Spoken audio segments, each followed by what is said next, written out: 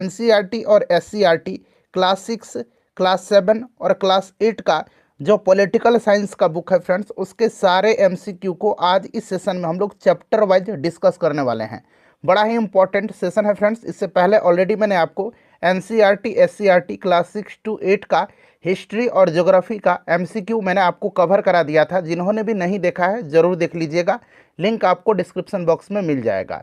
Friends, अगर आप channel पर पहली बार विजिट कर रहे हैं तो चैनल को सब्सक्राइब कर लीजिए और जो बगल में बेल आइकन है, घंटी का निशान है, उसको भी ज़रूर दबा लीजिएगा, ताकि जब भी इसी तरह का कोई भी इंपॉर्टेंट वीडियो बीपीएससी टीआरई 3.0 से संबंधित अपलोड किया जाए तो उसका नोटिफिकेशन सबसे पहले आपके पास पहुंच जाए।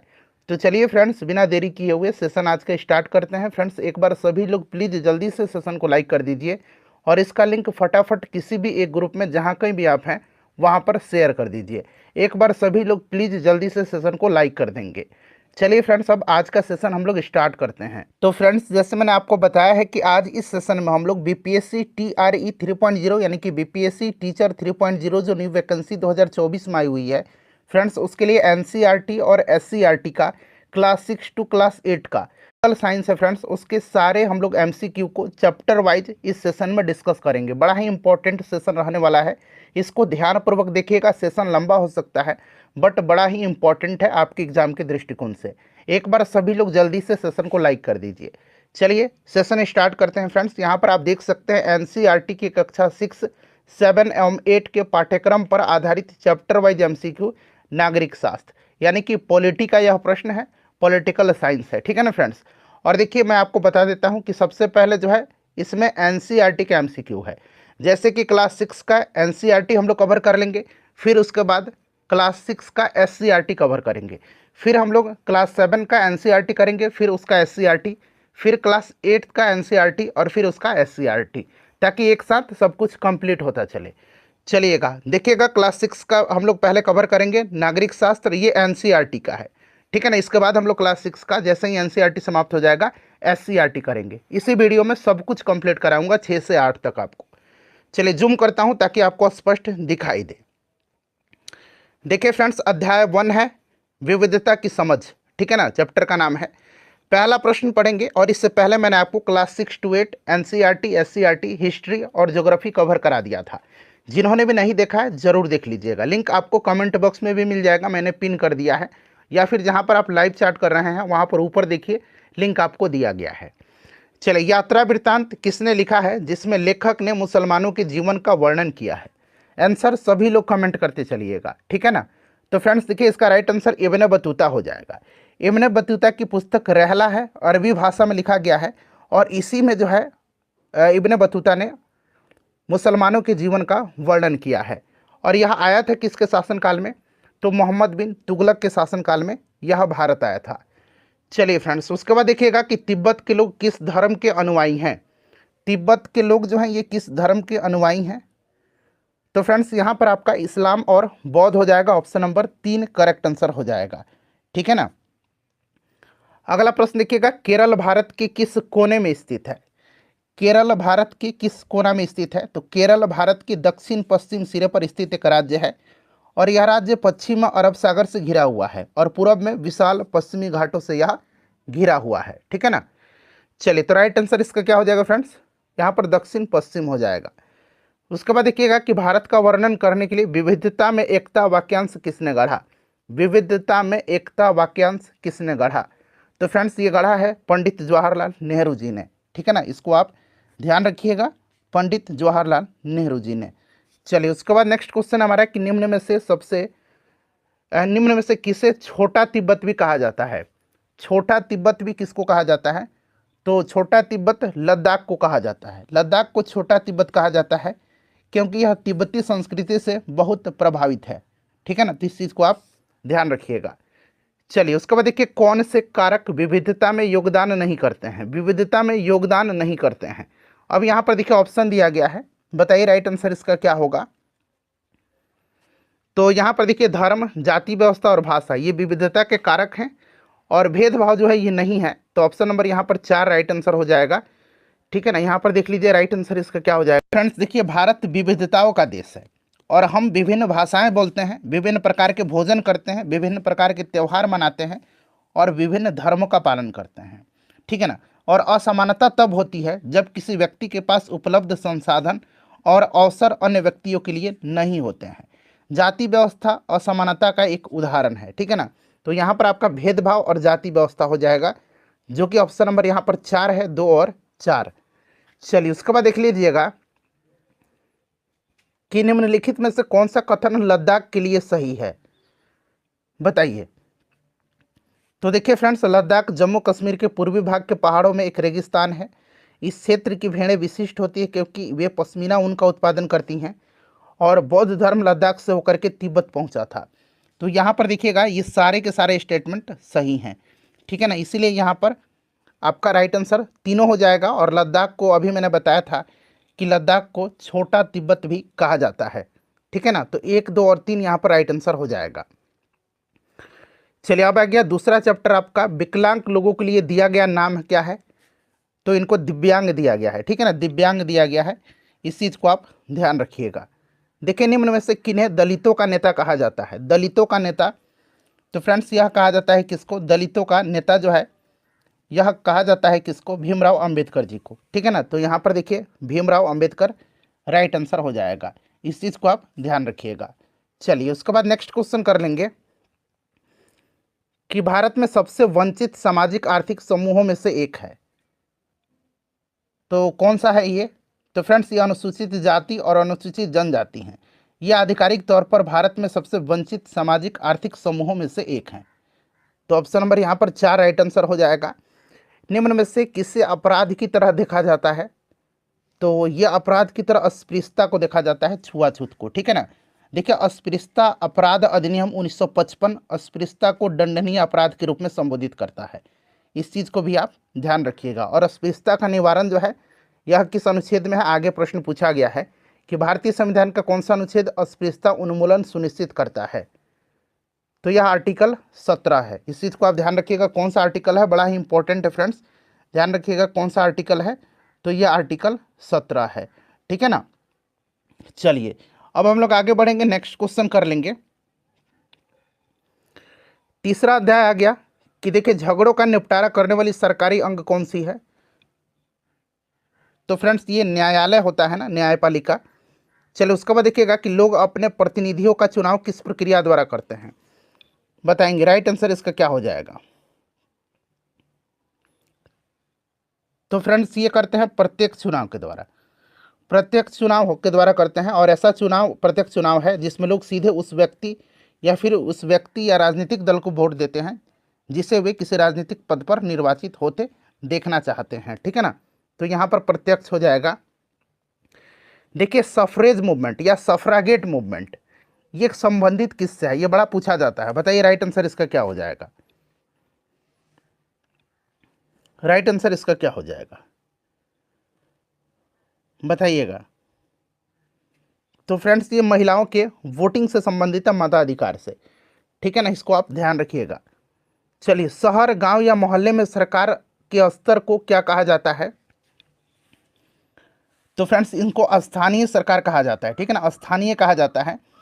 और यह स्थानीय सरकार जो है, यह स्थानीय सरकार देखिए ये होता है आपका, ये जन प्रशासन का एक रूप होता है जो अधिकांश जगहों पर किसी राज्य या राष्ट्र की सबसे निचली श्रेणी की प्रशासनिक इकाई होती है, ठीक है ना। चलिए भारत में किस प्रकार की सरकार है। तो भारत में जो है आपको भी पता है किस प्रकार की सरकार है, लोकतांत्रिक सरकार है, ठीक है ना, लोकतांत्रिक सरकार है। इस चीज़ को आप ध्यान रखिएगा। चलिए उसके बाद नेक्स्ट क्वेश्चन है हमारा कि लोकतांत्रिक सरकार के लिए निम्नलिखित में से कौन सा कथन सही है, बताइए। सभी ऑप्शन को पढ़िए, पहला, दूसरा और तीसरा, मतलब 2 ही ऑप्शन यहाँ पर स्टेटमेंट है, इनमें से आंसर आपको चुन करके बताना है। तो देखिए फ्रेंड्स हमारे समय में लोकतांत्रिक सरकारों को समान रूप से प्रतिनिधि लोकतंत्र के रूप में जाना जाता है। बिल्कुल ये सही दिया गया है। और कोई सरकार तब स्वयं को लोकतांत्रिक नहीं कर सकती जब तक कि सार्वभौमिक वयस्क मताधिकार के रूप में जाने जाने वाला अधिकार नहीं हो। बिल्कुल ये भी सही है। तो दोनों स्टेटमेंट यहाँ पर सही दिया गया है, इसीलिए आपका ऑप्शन 3 हो जाएगा, 1, 2 दोनों। चलिए अगला चैप्टर आ गया कि लोगों का सरकार पर नियंत्रण किस प्रकार से बना रहता है। तो फ्रेंड्स ये बना रहता है नियमित चुनाव से, ठीक है ना, नियमित चुनाव, इसको ध्यान रखिएगा। चलिए अगला प्रश्न करेंगे कि रंगभेद के विरुद्ध लंबा संघर्ष करने वाले अफ्रीकी नेता कौन थे। रंगभेद के विरुद्ध लंबा संघर्ष करने वाले अफ्रीकी नेता जो थे ये कौन थे? तो ये नेल्सन मंडेला थे। नेल्सन मंडेला को ध्यान रखेंगे 1990 में इनको भारत रत्न दिया गया है और 1993 में इनको नोबेल का शांति पुरस्कार भी दिया गया था। ये 27 वर्ष तक जेल रहे थे। 1964 में इन्हें कारावास की सजा सुनाई गई थी और 1990 में इनको रिहा किया गया था। लोकतांत्रिक सरकार के मुख्य विचारों में से एक है, लोकतांत्रिक सरकार के मुख्य विचारों में से एक है तो फ्रेंड्स ये न्याय तथा समानता है।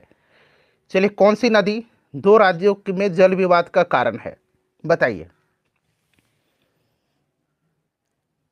तो फ्रेंड्स यह नदी है कावेरी नदी, ठीक है ना। तमिलनाडु और कर्नाटक में कावेरी नदी के जल बंटवारे को लेकर के विवाद जारी है, ये चीज आपको भी पता है। चलिए देखिए, सरकार की जिम्मेदारियों पर चर्चा करने में महत्वपूर्ण भूमिका कौन निभाते हैं? तो फ्रेंड्स ये अखबार, पत्र पत्रिकाएं, टेलीविजन, ये सब जो है टेलीविजन बना लीजिएगा, ये सभी निभाते हैं। और लोकतंत्र के अगर हम बात करें तो आपको ये मीडिया, प्रिंट जो है, टीवी, बढ़ते दायरे के प्रभाव, लोकतंत्र में चौथा स्तंभ इनको कहा जाता है। देखिए भारतीय संविधान की भूमिका क्या है? तो देखिएगा, भारतीय संविधान उन आधारभूत नियमों या कानूनों को निर्धारित करता है जिनका पालन सभी को करना होता है। बिल्कुल ये करेक्ट है। इन्हीं कानूनों के तहत संघर्ष एवं मतभेदों को हल करना होता है, बिल्कुल सही है। तो यहाँ पर देख लीजिएगा, आपका दोनों स्टेटमेंट सही दिया गया है। चलिए अब नेक्स्ट चैप्टर है कि ग्राम पंचायत के सदस्यों को क्या कहा जाता है? ग्राम पंचायत के सदस्यों को क्या कहा जाता है? पंच कहा जाता है इनको, ठीक है ना, ग्राम पंचायत के सदस्यों को। इस चीज को आप ध्यान रखिएगा। चलिए उसके बाद देखिए, पंचायत प्रमुख का चुनाव कौन करता है? पंचायत प्रमुख का चुनाव जो है ये कौन करता है? तो ग्राम सभा के सदस्य सरपंच का चुनाव करते हैं, जो पंचायत अध्यक्ष होता है। सरपंच ग्राम पंचायत का मुख्य होता है, ठीक है ना, इस चीज को आप ध्यान रखिएगा। चलिए तो यहाँ पर ऑप्शन नंबर, इसका राइट आंसर क्या हो जाएगा? ग्राम सभा के सभी सदस्य।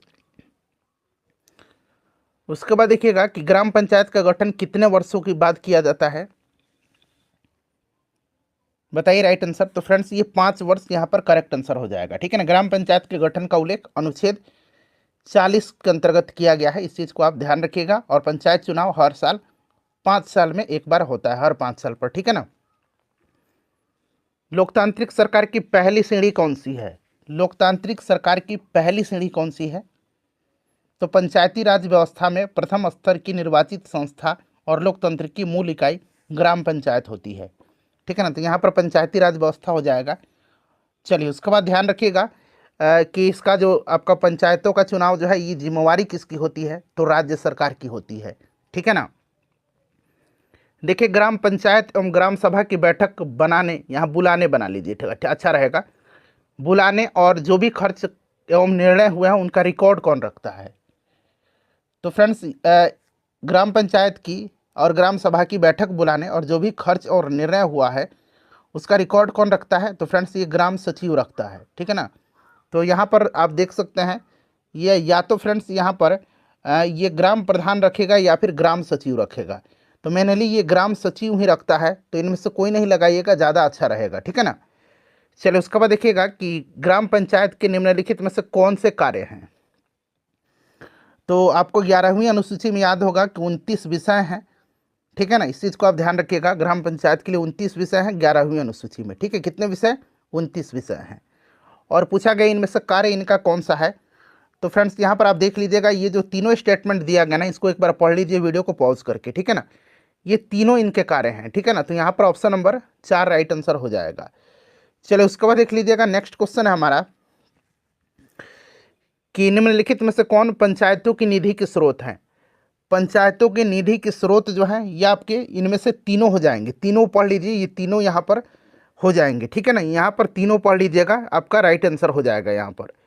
चलिए फ्रेंड्स उसके बाद देखिए नेक्स्ट चैप्टर है कि पटवारी का कार्य निम्न में से क्या होता है? तो पटवारी का कार्य क्या होता है? पटवारी का कार्य बताइए।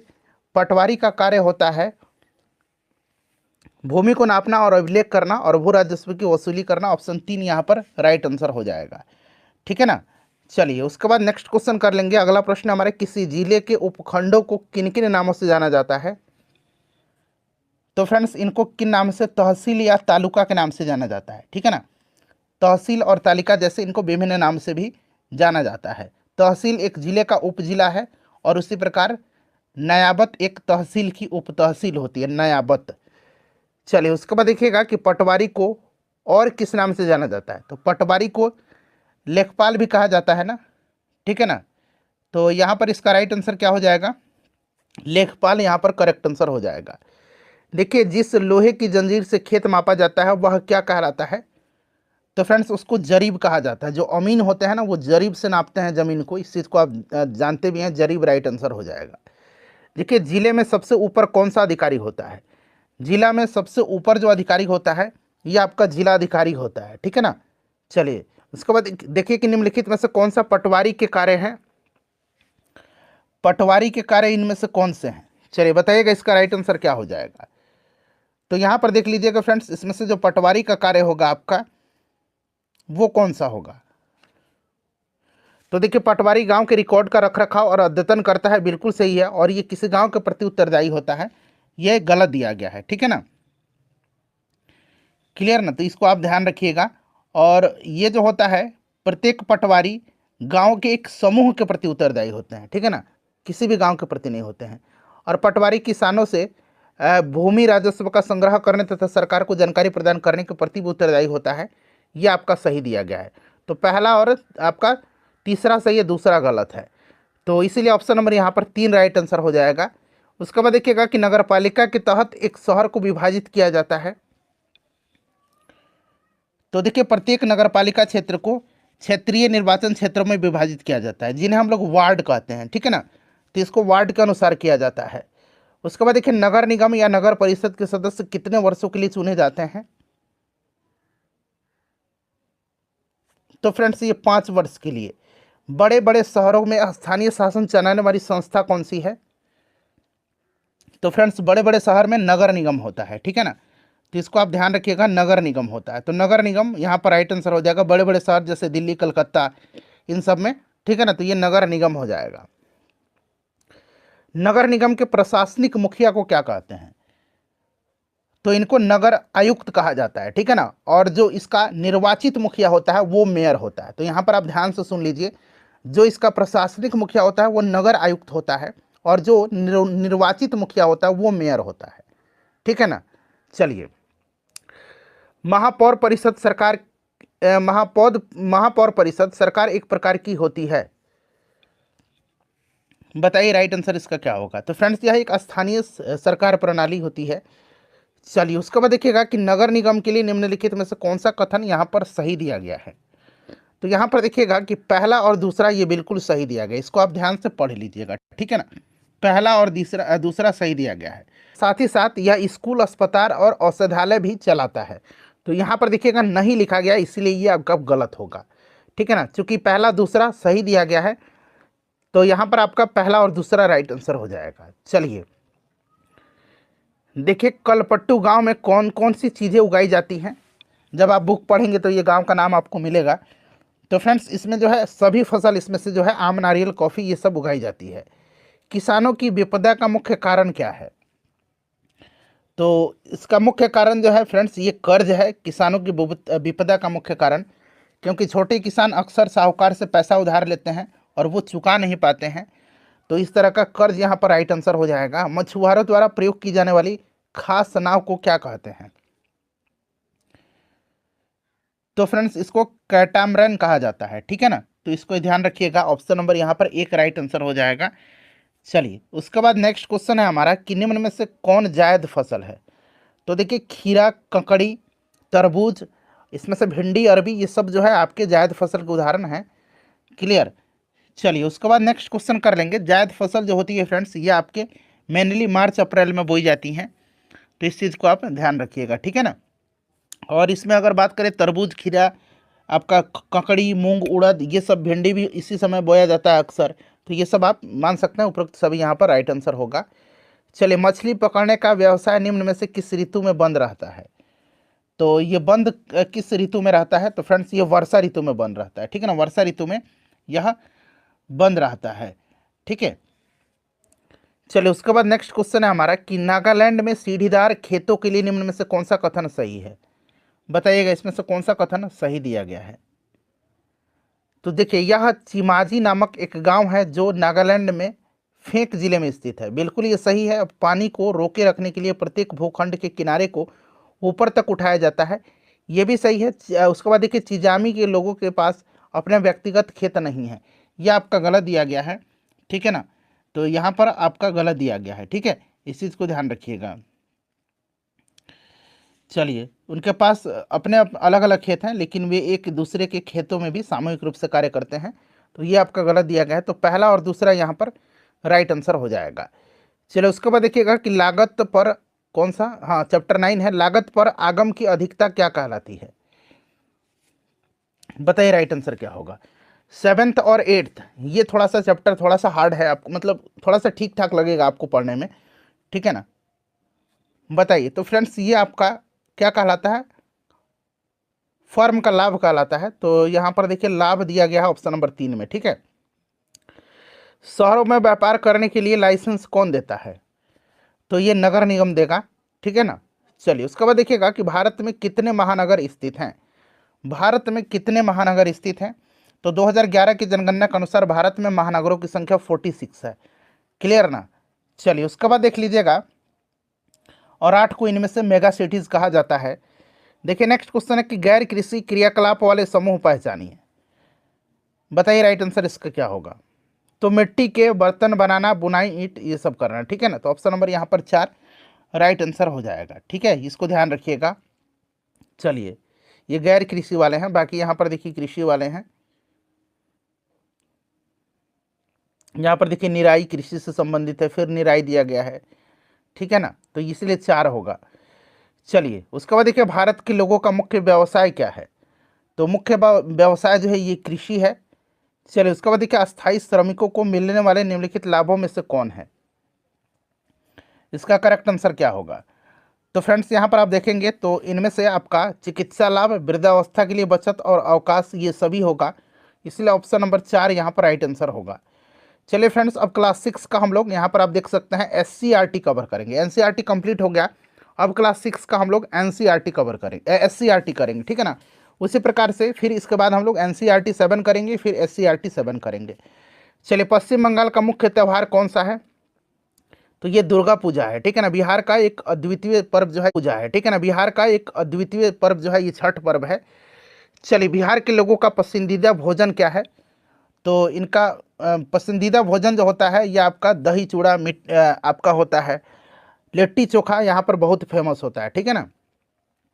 केरल में ओणम के अवसर पर किसका आयोजन किया जाता है, तो ओणम जो है ये केरल में मनाया जाता है, इस चीज़ को आप ध्यान रखिएगा। ओणम त्यौहार कहाँ पर मनाया जाता है, केरल में मनाया जाता है, ठीक है। और इस अवसर पर जो होता है वहाँ पर नौका दौड़ होता है, नौका दौड़। चलिए, भीमराव अंबेडकर किस जाति के थे, भीमराव अंबेडकर किस जाति के थे, बताइए राइट आंसर क्या होगा। करेक्ट आंसर कमेंट करके बताइए। तो भीमराव अंबेडकर जी जो हैं ये आपके हिंदू महार जाति से संबंध रखते थे, ठीक है ना, जो कि एक अछूत कही जाने वाली जाति थी, और इसी कारण से उनको सामाजिक और आर्थिक रूप से गहरा भेदभाव सहन भी करना पड़ा था। यहाँ पर देख लीजिए ऑप्शन 3। लोहार अपनी जीविका के लिए किसके बर्तन और औजार बनाता है, तो लोहार बनाता है आपका लोहे का, ठीक है ना। चलिए, उसके बाद देख लीजिएगा कि एक सीमांत किसान के पास कितनी ज़मीन होती है, तो 1 हेक्टेयर से कम होती है, 1 हेक्टेयर से कम होती है, 2.5 एकड़ से कम होती है, ठीक है ना। चलिए, एक यहाँ पर देखिए वृहद किसान के पास कितनी ज़मीन होती है, वृहद किसान के पास जो है यह 2 हेक्टेयर से ज़्यादा होती है। चलिए, उसके बाद देख लीजिएगा कि आपका नेक्स्ट क्वेश्चन है हमारा कि रविवार छुट्टी कब से शुरू हुआ था, तो रविवार छुट्टी शुरू हुआ था आपका 1890 से, ठीक है ना। नारायण मेधाजी लोखंडे ने एक आंदोलन चलाया और 7 वर्ष के संघर्ष के बाद ब्रिटिश सरकार ने रविवार को अवकाश घोषित किया, ठीक है ना, 1890 में। इस चीज़ को आप ध्यान रखेंगे। पटना किसकी राजधानी है, तो पटना बिहार की राजधानी है। चलिए, उसके बाद देखिए एक प्रतियोगी एवं उद्यमी प्रवृत्ति से प्रेरित किस प्रकार की अर्थव्यवस्था लागू की गई, तो ये किस प्रकार की अर्थव्यवस्था लागू की गई है, ये मुद्रा प्रधान अर्थव्यवस्था, ठीक है ना, इसको आप ध्यान रखिएगा। चलिए, उसके बाद देख लीजिएगा कि लेन देन का बदलता स्वरूप निम्नलिखित में से किस प्रकार की पूंजी कंपनी के कर्मचारियों द्वारा संचालन लाए जाने वाले कौशल और क्षमताओं को संदर्भित करती है। बताइए राइट आंसर इसका। तो फ्रेंड्स यहाँ पर देख लेंगे ये आपकी मानव पूंजी है, ठीक है ना। चलो उसके बाद देखिए निम्नलिखित में से क्या मध्यवर्ती वस्तुओं का एक उदाहरण नहीं है। तो यहाँ पर देखिए औषधि जो है यह एक मध्यवर्ती वस्तुओं के उत्पादन उदाहरण नहीं है, ठीक है ना। मध्यवर्ती वस्तुएं वे उत्पादित वस्तुएं हैं जिनका प्रयोग उत्पादक कच्चे माल के रूप में उत्पादन की प्रक्रिया में करता है अथवा उन्हें फिर से बेचने के लिए खरीदा जाता है, ठीक है। चलिए नेक्स्ट क्वेश्चन है हमारा कि भारत में सबसे पहले सिक्के बने थे। तो सबसे पहले सिक्के बने थे ये चांदी के, ठीक है ना, फिर कुषाणों ने आपके सोने के सिक्के चलाए थे। चलिए फ्रेंड्स उसके बाद नेक्स्ट क्वेश्चन, यहाँ पर आप लोगों को मतभेद होगा मुझे पता है। चलिए भारत में वर्तमान प्रधानमंत्री कौन है? तो ये श्री नरेंद्र मोदी जी हैं और राष्ट्रपति द्रौपदी मुर्मू जी हैं, ध्यान रखिएगा। उपराष्ट्रपति कौन है आप कमेंट करके ज़रा मुझे बताइए, ठीक है। मतदान करने की न्यूनतम आयु कितना है? तो फ्रेंड्स यह 18 वर्ष है मतदान करने की न्यूनतम आयु, ठीक है। चलिए और यह अधिकार वयस्क मताधिकार 326 में प्रदान किया गया है, इस चीज़ को आप ध्यान रखिएगा।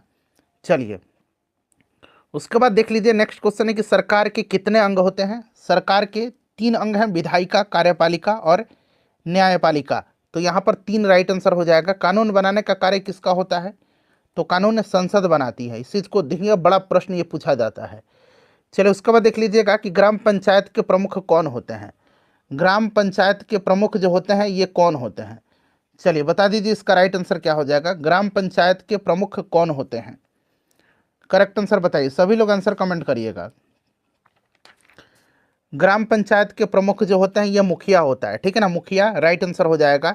उसके बाद देखिएगा कि जिन चीज़ों का उपयोग सभी व्यक्ति करते हैं उसे क्या कहा जाता है? जिन चीज़ों का उपयोग सभी व्यक्ति करते हैं उनको सार्वजनिक कहा जाता है। पटना नगर में कितने वार्डों पटना नगर के कितने वार्डों में बांटा गया है? तो फ्रेंड्स इसको बांटा गया है कितने वार्ड में? तो इसको बांटा गया है आपके 72 में, लेकिन 75 वार्ड आप ध्यान रखिएगा, ठीक है ना। इनको 75 वार्ड में बांटा गया है, 75 वार्ड में बांटा गया है। और उसके बाद देख लीजिएगा कि पटना नगर निगम की स्थापना जो हुई थी ये 1952 में हुई थी, ठीक है ना, तो इसको आप ध्यान रखिएगा। नेक्स्ट चैप्टर आ गया, अब 7 नंबर चैप्टर है ये कि किस बत्ती के आशय वाहनों के ठहराव से है, किस बत्ती का? तो ये लाल रंग का बत्ती जब जलेगा तो वाहन रुक जाएंगे, ठीक है ना, इस चीज़ को आप ध्यान रखिएगा। चलिए उसके बाद नेक्स्ट क्वेश्चन है कि रेलवे क्रॉसिंग कितने प्रकार के होते हैं? तो फ्रेंड्स ये आपके 2 प्रकार के होते हैं। ये एक मानव रहित रेलवे क्रॉसिंग होता है और एक रक्षित रेलवे क्रॉसिंग होता है, ठीक है ना। तो यहाँ पर 2 प्रकार के होते हैं। पैदल यात्रियों के लिए सड़क पार करने के लिए जिस संकेत का प्रयोग किया जाता है वह कौन सा है? तो वो क्रॉसिंग है, ठीक है ना, तो ये उसे क्रॉसिंग कहा जाता है। तो यहाँ पर ऑप्शन नंबर 4 राइट आंसर हो जाएगा। चलिए फ्रेंड्स अब यहाँ पर आप देख सकते हैं, अब आपका आ गया क्लास 7th का, ठीक है ना, एनसीईआरटी का क्वेश्चन क्लास 7th का। फिर उसके बाद हम क्लास 7th का एससीईआरटी करेंगे। देखिए क्लास 7th नागरिक शास्त्र, ठीक है ना, पहला चैप्टर है जूठन किसकी आत्मकथा है? जूठन किसकी आत्मकथा है? तो यह फ्रेंड्स ओम प्रकाश वाल्मीकि की है, VVI क्वेश्चन है, इसको आप ध्यान रखेंगे, ठीक है ना। चलो उसके बाद देखिएगा कि भारतीय संविधान में कितने मौलिक कर्तव्य हैं? मौलिक कर्तव्य फंडामेंटल ड्यूटीज पूछा गया है। 42वां संविधान संशोधन के द्वारा इसको संविधान में जोड़ा गया था सरदार स्वर्ण सिंह समिति की अनुशंसा पर, और इसको संविधान के भाग 4A के अनुच्छेद 51A में रखा गया है। मौलिक कर्तव्य को टोटल 11 मौलिक कर्तव्य हैं, इस चीज़ को आप ध्यान रखिएगा। रूस के संविधान से इनको लिया गया है। मध्याह्न भोजन योजना मिड डे मील जो स्कीम है कब शुरू किया गया था? और सबसे पहले ये तमिलनाडु की स्कूलों में चालू किया गया था मिड डे मील स्कीम योजना, ये जो मध्याह्न भोजन योजना है। बताइए राइट आंसर क्या होगा फ्रेंड? तो ये 1995 में, ठीक है ना, 1995 में। देखिए नागरिक अधिकार अधिनियम कब पारित किया गया था? नागरिक अधिकार अधिनियम जो है यह पारित कब किया गया? देखिए फ्रेंड्स ध्यान दीजिएगा, नागरिक अधिकार संरक्षण अधिनियम 1955 के माध्यम से किसी भी रूप में अस्पृश्यता अर्थात छुआछूत का आचरण करने वाले को दंड देने का प्रावधान करता है, ठीक है ना। और यह 1 जून 1955 से प्रभावी हुआ था और 1976 में इसमें व्यापक संशोधन किया गया और इसका नाम बदल करके नागरिक अधिकार संरक्षण अधिनियम 1955 कर दिया गया, ठीक है ना। और इस अधिनियम के द्वारा जो है जो अनुच्छेद 17 है जिसमें अस्पृश्यता का उन्मूलन है, ये संबंधी प्रावधान के अनुरूप है यह, ठीक है ना। तो यहाँ पर 1955 राइट आंसर होगा। नागरिक अधिकार आंदोलन सर्वप्रथम किस देश में आरंभ हुआ था? तो यह फ्रेंड्स आरंभ हुआ था 1955 में अमेरिका में, ठीक है ना। तो यहाँ पर अमेरिका राइट आंसर हो जाएगा। उसके बाद देखिए लोकतांत्रिक सरकार के प्रमुख तत्व क्या हैं? लोकतांत्रिक सरकार के प्रमुख तत्व जो हैं ये क्या हैं? तो फ्रेंड्स जन भागीदारी, संघर्ष का समाधान और समानता। तो यहाँ पर तीनों इसका राइट आंसर होना चाहिए, ठीक है ना। तो देखते हैं कहाँ पर दिया गया है, 1, 2, 3 ऑप्शन 4 में। निम्नलिखित में से कौन सा युग्म उचित रूप से युग्मित है? उचित रूप से युग्मित पूछा गया है। गरिमा, स्वयं एवं अन्य व्यक्तियों को सम्मान के योग्य समझना, ठीक है ना, ये बिल्कुल आपका सही दिया गया है, ठीक है ना। संविधान यह एक ऐसा दस्तावेज होता है, संविधान, जिसका पालन करने के लिए देश के लोगों एवं सरकार के लिए आधारभूत नियम एवं कानून होता है, ठीक है ना। उसके बाद देख लीजिएगा यहाँ पर दिया गया है कि नागरिक अधिकार आंदोलन। तो नागरिक अधिकार आंदोलन जो है यहाँ पर आप देख लीजिए कि 1950 के दशक में यूएसए में शुरू हुआ था, और वह आंदोलन जिसमें अमेरिकी लोगों को समान अधिकारों एवं नस्लीय भेदभाव को समाप्त करने की मांग किया गया था। तो यहाँ पर राइट आंसर जो है आपका क्या हो जाएगा? तो फ्रेंड्स 1 और 2 यहाँ पर करेक्ट आंसर हो जाएगा, ठीक है ना। तो 1 और यहाँ पर 2 राइट आंसर हो जाएगा, ठीक है। अफ्रीका में ये शुरू हुआ था, यहाँ पर ये गलत है, अमेरिका में ये शुरू हुआ था, ठीक है, यूएसए में हुआ था। बाकी ये दोनों यहाँ पर सही थे, मैंने आपको बता भी दिया है।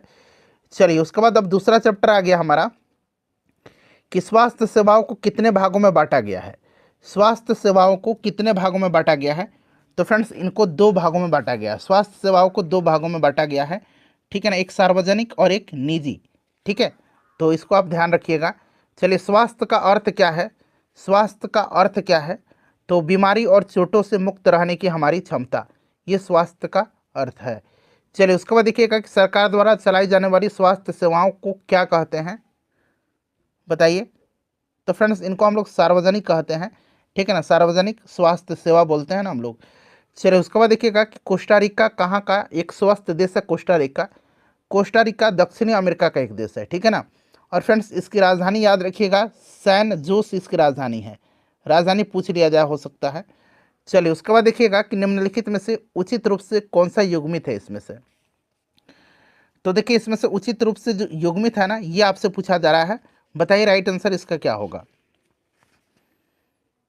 तो फ्रेंड्स यहाँ पर देखेंगे इसमें से उचित रूप से जो युग्मित है ये आपके दूसरा और तीसरा है, ठीक है ना। ओपीडी बाहरी रोगी विभाग और जेनेरिक नाम दवाओं का रासायनिक नाम, ठीक है ना, ये चीज़ आप ध्यान रखिएगा। चिकित्सा पर्यटक, तो देखिए चिकित्सा पर्यटक यह उन विदेशियों को इंगित करता है जो इस देश में विशेष रूप से उन अस्पतालों में चिकित्सा उपचार करवाने आते हैं जो विश्व स्तर की सुविधाएं बहुत ही कम लागत पर प्रदान करते हैं, जिनके लिए उन्हें अपने देशों से अधिक भुगतान करना होता है, ठीक है ना।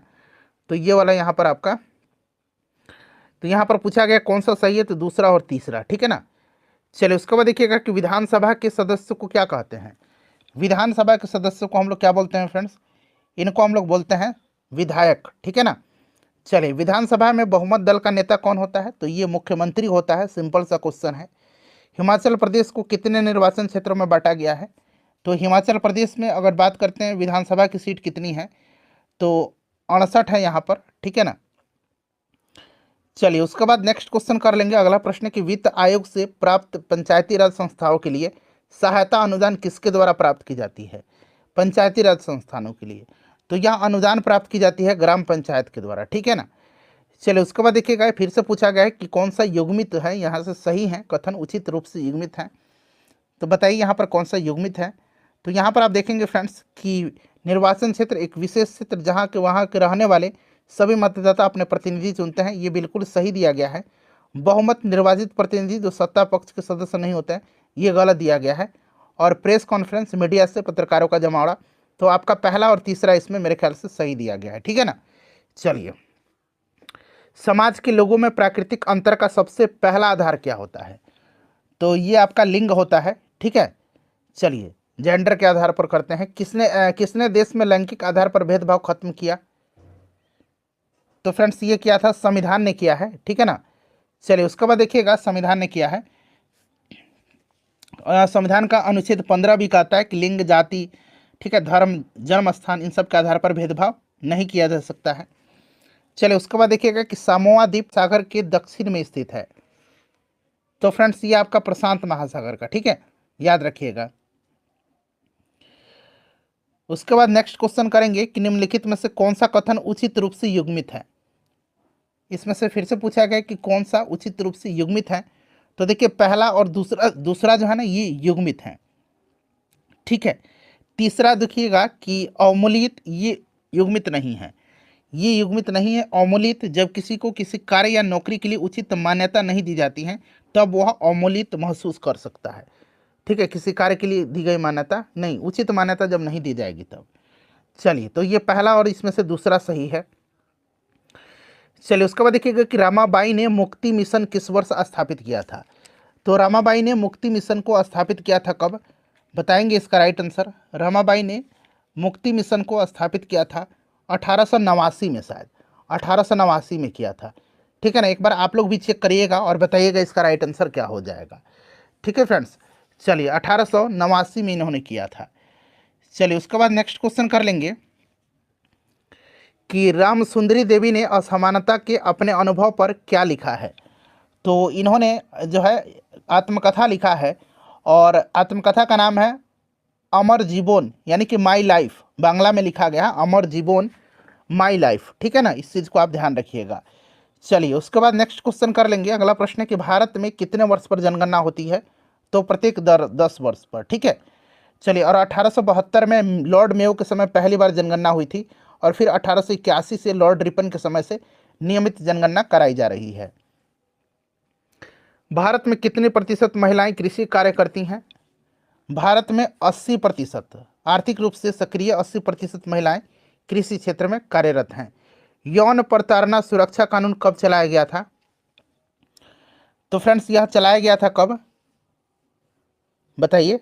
2013 में भारत ने औपचारिक और अनौपचारिक दोनों क्षेत्रों में कामगारों की सुरक्षा के लिए कार्यस्थल पर महिलाओं का यौन उत्पीड़न रोकथाम निषेध और निवारण अधिनियम लागू किया था। चलिए घरेलू हिंसा विरोधी कानून कब लागू हुआ था, बताइए। तो फ्रेंड्स ये 2006 में लागू हुआ था। घरेलू हिंसा से महिला संरक्षण अधिनियम 2005 जो है यह लागू 2006 में हुआ था। इस चीज को आप ध्यान रखिएगा। निम्नलिखित में से कौन उचित रूप से युग्मित है। तो यहाँ पर देखिएगा उचित रूप से युग्मित पूछा गया है, तो इसमें से आपका पहला और दूसरा युग्मित है, ठीक है ना। अतिक्रमण बिल्कुल युग्मित है और यौन उत्पीड़न भी युग्मित है। भेदभाव देखिए, भेदभाव जो है सभी लोगों के साथ समान रूप से या समान के साथ व्यवहार करना, तो ये भेदभाव तो हुआ ही नहीं, तो इसीलिए ये गलत दिया गया। पहला और दूसरा सही दिया गया, ठीक है ना। चलिए उसके बाद नेक्स्ट क्वेश्चन है हमारा कि लहरिया नामक समाचार पत्र किस राज्य से संबंधित है। लहरिया तो ये उत्तर प्रदेश से संबंधित है, ठीक है ना। उत्तर प्रदेश से ये संबंधित है, इस चीज को आप ध्यान रखिएगा, उत्तर प्रदेश से। चलिए फ्रेंड्स उसके बाद देख लीजिएगा कि भारत ने अपना पहला संचार उपग्रह अंतरिक्ष में कब भेजा था। तो इसका नाम क्या था, इसका नाम एप्पल था, ठीक है ना। और इसको 1981 में भेजा था। चलिए ऐसा नेक्स्ट क्वेश्चन है कि 1959 में भारत में पहला दूरदर्शन केंद्र कहाँ पर स्थापित किया गया था। तो फ्रेंड्स ये आपका कहाँ पर स्थापित किया गया था, दिल्ली में किया गया था, ठीक है ना, दिल्ली में किया गया था। चलिए और 1975 में इसका हिंदी नामकरण दूरदर्शन नाम से किया गया और उस समय उसका नाम टेलीविजन इंडिया के नाम से स्थापना हुआ था। प्रिंटिंग प्रेस का आविष्कार किसने किया है। तो ये गुटेनबर्ग है, गुटेनबर्ग राइट आंसर हो जाएगा। और इन्होंने जो पहली पुस्तक छापी थी उसका नाम बाइबल है, ठीक है ना, बाइबल को छापा था। चलिए उसके बाद देखिएगा कौन सा इसमें से युग्मित है, यानी कि सही युग्मित है। तो मैं बताता हूँ यहाँ पर देखिएगा युग्मित जो है इसमें से सेंसरशिप बिल्कुल युग्मित है। दूसरा जन विरोध, जन विरोध जो है बहुत संख्या में, बहुत कम संख्या में एक साथ जुटते हैं और किसी न किसी मुद्दे पर अपना विरोध आते हैं। जन विरोध तो बहुत ज़्यादा लोग जब जुटेंगे तब होगा ना जन विरोध, तो बड़ी संख्या में होना चाहिए, तो छोटी संख्या गलत दिया गया है। तो पहला सही है, ध्यान रखिएगा, और तीसरा सही है, ठीक है ना, पहला और तीसरा सही है जो कि ऑप्शन नंबर 3 में है। चलिए उसके बाद देखिएगा कि सप्ताह में लगने वाले बाजार को क्या कहते हैं। तो सप्ताह में जो बाजार लगता है उसको हम लोग साप्ताहिक बाजार कहते हैं। हमारे गांव में लगता है हर बुधवार और शनिवार के दिन लगता है। उत्पादन और उपभोक्ताओं के बीच के लोगों को क्या कहते हैं, उत्पादक और उपभोक्ताओं के बीच के लोग को व्यापारी कहा जाता है, ठीक है। चलिए उसके बाद देखिएगा कि घर से बाहर कदम रखे बिना ही बाजार में प्रवेश को क्या कहते हैं? डिजिटल शॉपिंग इसको हम लोग कह सकते हैं, ऑनलाइन शॉपिंग, ठीक है ना। चलिए उसके बाद देखिएगा कि साप्ताहिक बाजारों में चीज़ें किन दामों पर मिलती हैं? तो बहुत ही सस्ता मिलता है। तो यहाँ पर ऑप्शन 2 राइट आंसर हो जाएगा। चलिए उसके बाद देखिए निम्नलिखित में से कौन सा इसमें से सही ढंग से युग्मित है? तो फ्रेंड्स इसमें से पहला और तीसरा युग्मित है, ठीक है ना, पहला और तीसरा। कम मात्रा में क्रय विक्रय को थोक थोड़ी कहते हैं, बहुत ज़्यादा खरीदेगा तो थोक में खरीदना, हम लोग बोलते हैं ना थोक में खरीदोगे तो सस्ता मिलेगा, तो ये वाला गलत है, पहला और तीसरा सही है। चलिए तो पहला और तीसरा इसमें से सही है। बाजार में कमीज चैप्टर का नाम है। रुई किन पौधे से प्राप्त होती है? तो रुई जो होती है ये कपास से होती है, ये आपको भी भली भांति पता है। पावरलूम क्या है? पावरलूम क्या है? तो पावरलूम विद्युत चालित करदा है, ठीक है। चलिए उसके बाद देखिए कुरनूल कहाँ पर अवस्थित है? कुरनूल जो है ये आंध्र प्रदेश में है, कुरनूल। उसके बाद इरोड कपड़ा कहाँ पर मिलता है? इरोड कपड़ा जो है ये कहाँ पर मिलता है? तो फ्रेंड्स ये तमिलनाडु में मिलता है। इरोड जो है ये तमिलनाडु में मिलता है, ठीक है। चलिए तमिलनाडु राइट आंसर हो जाएगा। उसके बाद देखिएगा कि रुई के गोलों से बीज अलग करने की विधि को ओटाई कहा जाता है, ठीक है ना। निम्नलिखित में से कौन सही ढंग से युग्मित है? इसमें से सही ढंग से युग्मित पूछ लिया गया है फिर कि कौन सा है। तो यहाँ पर देख सकते हैं, यहाँ पर तीनों जो है ना ये तीनों सही ढंग से युग्मित हैं। एक बार तीनों को आप पढ़ लीजिए, छोटा कर देता हूँ, तीनों को पढ़िए, तीनों ये बिल्कुल सही ढंग से युग्मित हैं, ठीक है ना। तो यहाँ पर तीनों राइट आंसर हो जाएगा, 1 2 3। चलिए उसके बाद देखिएगा कि भारत का संविधान प्रत्येक नागरिक को किस दृष्टि से दिखता है? किस दृष्टि से दिखता है? तो ये समान दृष्टि से दिखता है, ठीक है ना। 2011 की जनगणना के अनुसार कितने प्रतिशत महिलाएं थी? तो महिलाएं जो थी फ्रेंड्स ये आपका 48% और पुरुष 52%, ठीक है ना। इस चीज़ को आप ध्यान रखिएगा, महिलाएं 48% और पुरुष 52%, ठीक है। चलिए और 1.21 बिलियन जो है यह हमारी पॉपुलेशन थी 2011 की जनगणना के अनुसार। नेक्स्ट क्वेश्चन है कि भारत में मत देने की न्यूनतम आयु कितनी है? तो ये अभी मैंने आपको बताया था। तवा नदी किन पहाड़ियों से निकलती हैं? तवा नदी जो है ये महादेव पर्वत से निकलती है, ठीक है ना, ये महादेव पर्वत से निकलती है, इसको आप ध्यान रखिएगा, महादेव पर्वत से। चलिए उसके बाद नेक्स्ट क्वेश्चन हमारा है, हाँ अब हमारा एनसीईआरटी खत्म हो गया, अब 7th का एससीईआरटी आ गया, ठीक है ना, क्लास 7th का अब यहाँ पर देख सकते हैं आप एससीईआरटी आ गया। चलिए प्रश्न पढ़िएगा कि सत्ताधारी दल के विधायक अपना चुनेंगे जो बनेगा, तो अपना नेता चुनते हैं जो मुख्यमंत्री बनता है, ठीक है ना। चलिए उसके बाद देखिएगा कि वह स्थान जहां सभी विधायक चाहे सत्ता पक्ष के हों या विपक्ष के हों विभिन्न चीज़ों पर चर्चा करते हैं, विधायक करते हैं, उनको क्या बोलते हैं? उनको हम लोग विधानसभा बोलते हैं, ठीक है ना। चलिए भारत में शासन के 3 स्तर कौन कौन से हैं? तो फ्रेंड्स ये केंद्रीय, राज्य और स्थानीय, ये 3 स्तर है। तो यहाँ पर देखिए दूसरा राइट आंसर हो जाएगा। चलिए उसके बाद देखिएगा कि अगला चैप्टर आ गया कि मीडिया अंग्रेजी शब्द किससे लिया गया है? तो मीडियम से लिया गया है, ठीक है ना, मीडियम से ध्यान रखिएगा, मीडियम का प्लुरल मीडिया होता है। चलिए उसके बाद देखिएगा कि समाज में विचारों के एवं खबरों के आदान प्रदान का माध्यम क्या कहलाता है? बताइए, समाज में। तो फ्रेंड्स ये मीडिया है। मनरेगा की शुरुआत कब हुई थी? मनरेगा की शुरुआत कब हुई थी बताएंगे, इसका राइट आंसर क्या होगा? देखिए मनरेगा की शुरुआत जो है ना, पहले नरेगा इसका नाम था, ठीक है, राष्ट्रीय ग्रामीण रोजगार गारंटी योजना नरेगा। इसकी शुरुआत मनमोहन सिंह के समय में हुई थी 2006 में, ठीक है। और ये एक्ट जो था नरेगा एक्ट ये 2005 में पारित हुआ था और 6 में शुरुआत हुई थी। फिर इसका नाम बदला गया मनरेगा, महात्मा गांधी, इसमें महात्मा गांधी राष्ट्रीय ग्रामीण रोजगार गारंटी योजना इसका नाम किया गया, ठीक है ना। तो इस चीज़ को आप ध्यान रखेंगे। तो यहाँ पर राइट आंसर आपका 2006 हो जाएगा, ठीक है ना। चलिए उसके बाद नेक्स्ट क्वेश्चन है कि सबसे पहले संदेश पहुंचाने की प्रथा थी, तो ये कबूतर संदेश पहुंचाते थे। चलिए कबूतर को शांति का प्रतीक भी माना जाता है।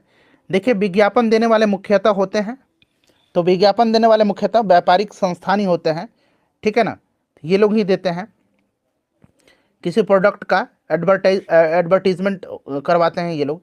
विशिष्ट पहचान स्थापित करने के लिए उत्पाद को दिया जाता है, तो फ्रेंड्स ये दिया जाता है, ब्रांड नाम दिया जाता है, ठीक है ना, इस ब्रांड का ये है, इस ब्रांड का वो है। देखिए किसने महिला शिक्षा और समानता के लिए महत्वपूर्ण संघर्ष किया था? तो फ्रेंड्स देखिए ये आपकी सावित्रीबाई फुले हैं, ये ज्योतिबा फुले की धर्मपत्नी हैं, जिन्होंने सत्यशोधक समाज की स्थापना किया था ज्योतिबा फुले ने 1873 में। और देखिए सावित्रीबाई फुले ने 1852 में दलित बालिकाओं के लिए एक विद्यालय की स्थापना भी किया था। चलिए, लोकनायक के नाम से किसको जाना जाता है? तो लोकनायक जयप्रकाश नारायण हैं। देखिए, गंगा नदी पर फरक्का बांध का निर्माण कब हुआ था? तो फ्रेंड्स, गंगा नदी पर फरक्का बांध का निर्माण जो हुआ था, ये मेरे ख्याल से आपका हुआ था कब? 1975 में हुआ था, ठीक है ना, पश्चिम बंगाल में। चलिए फ्रेंड्स, अब आ गया कक्षा 8 का एनसीईआरटी, फिर हम लोग उसके बाद एससीईआरटी करेंगे, ठीक है ना फ्रेंड्स। चलिए, बहुत ही आसान तरीके से मैं आपको पूरा बुक कवर करवा दे रहा हूँ, आपको पता भी नहीं चल रहा है। चलिए, प्रश्न पढ़ेंगे। पहला चैप्टर है, यहाँ पर आप देख सकते हैं एनसीईआरटी का है यह। भारतीय संविधान का जनक किसे कहा जाता है? भारतीय संविधान का जनक किसको कहा जाता है? तो ये बाबा साहब अम्बेडकर को, ठीक है ना, ये संविधान के निर्माता हैं। चलिए, भारत के संविधान के मुख्य वास्तुकार भी इनको कहा जाता है। और ये स्वतंत्र भारत का जो पहला कैबिनेट था उसमें कानून और न्याय मंत्री भी थे। चलिए, ये ड्राफ्टिंग कमेटी के यानी कि मसौदा समिति के अध्यक्ष भी थे। भारतीय राष्ट्रीय आंदोलन का उदय कौन सी सदी में हुआ था? तो फ्रेंड्स, यह 19वीं सदी में हुआ था, ठीक है ना। देखिए, किसी भी धर्म को राजकीय धर्म के रूप में बढ़ावा न देना क्या कहलाता है? तो इसको कहा जाता है धर्मनिरपेक्षता। चलिए, संविधान सभा का गठन कब किया गया था? तो संविधान सभा का गठन किया गया था कैबिनेट मिशन की संस्तुति के आधार पर 1946 में, 1946 में किया गया था, ठीक है ना। इस चीज़ को आप ध्यान रखिएगा, क्लियर। और पहली बैठक 9 दिसंबर 1946 को हुई थी, जिसमें अस्थायी अध्यक्ष सच्चिदानंद सिन्हा चुने गए थे, ठीक है ना फ्रेंड्स, ये सब ध्यान रखेंगे।